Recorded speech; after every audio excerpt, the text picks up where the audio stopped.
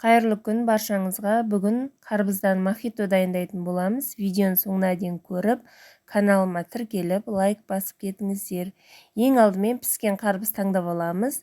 Қазір жаз мезгілі, қарбыздардың барлығы әдемі болып пісіп тұр. Піскен қарбызымызды ортасынан бөліп, сүйектерінен ажыратып, блендерге салып аламыз керегінше. Мен кішкене бөлігін алдым, маған 1 литрге керек. Сіздерге одан көптеу керек болса, көптеу қарбыз аласыздар. Міндетті түрде сүйегінен ажыратып салыңыздар, сол кезде әдемі болады.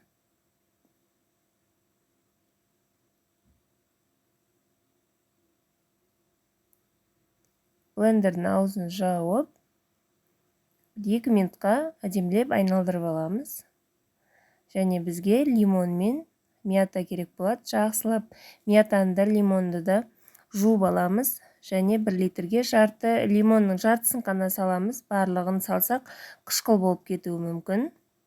Осылай ыдысымызға жарты лимонды салып, жақсылап жуылған мятамыздың жапырақтарын саламыз.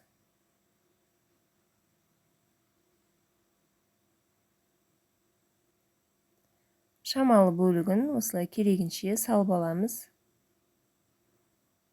Лимонды да, мятаны да жақсылап жууды ұмытпаңыздар. Және блендерден езіп алған қарбызымызды осылай ситадан өткізіп, ыдысымызға құйып аламыз.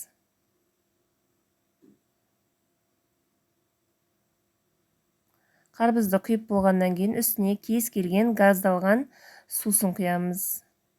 Мен сарыағаш құйдым.